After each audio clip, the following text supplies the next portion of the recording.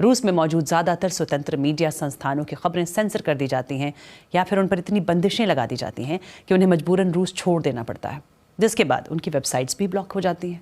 VPN यानी virtual private network की मदद से उस जानकारी तक पहुंचा जा सकता है जिस पर सरकार का नियंत्रण नहीं है।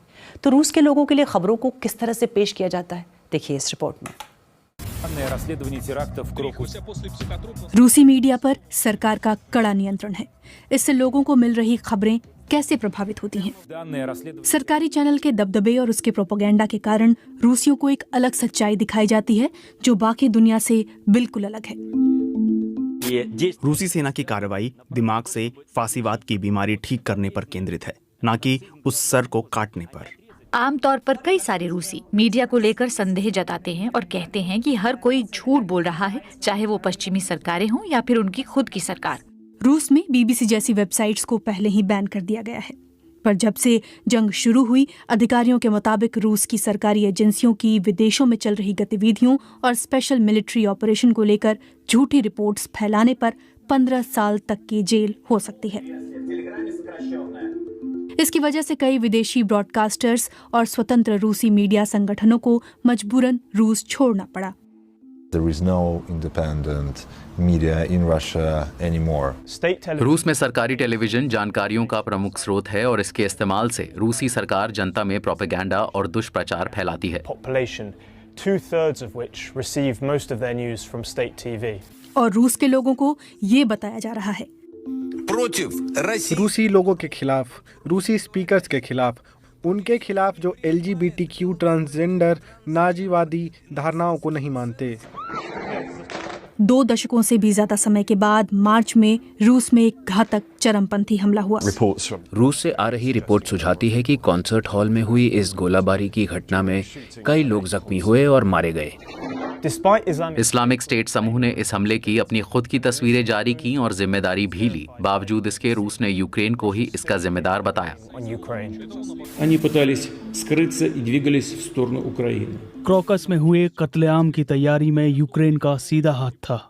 क्रोकस सिटी हॉल अटैक के बाद एक पॉपुलर चैनल ने इंटरव्यू दिखाया जिसमें एक यूक्रेनी अधिकारी हमले की जिम्मेदारी लेता दिखा। ऐसा लगा कि इसके साथ AI की मदद से छेड़छाड़ की गई हो। सरकारी टेलीविजन में लगातार घटनाओं को लेकर एक ही बात दोहराई जा रही है और रूसी सरकार के मुताबिक रूस इन सब का शिकार हुआ है।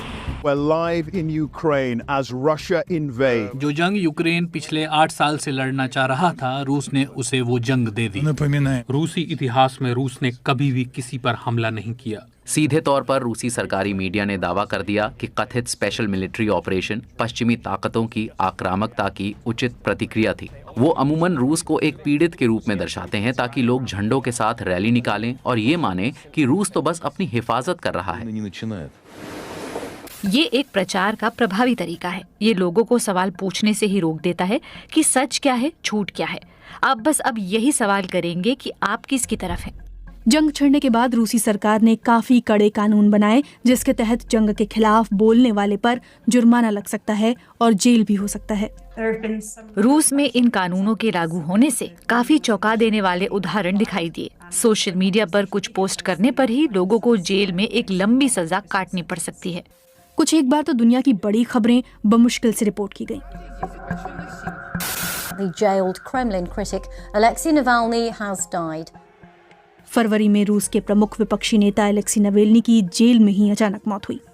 रूसी सरकार ने इससे इनकार किया कि नवेल्नी की हत्या में रूसी अधिकारी शामिल थे। जहां ये पूरी दुनिया की बड़ी खबर रही, रूसी मीडिया ने इसे या तो बिल्कुल नहीं दिखाया या फिर प्रोग्राम्स के बीच में डालकर कुछ सेकंड्स के लिए दिखाया। प्रेजेंटर्स ने नवाल्नी के राजनीतिक महत्व की उपेक्षा की और उनकी कोई भी तस्वीरें नहीं दिखाई।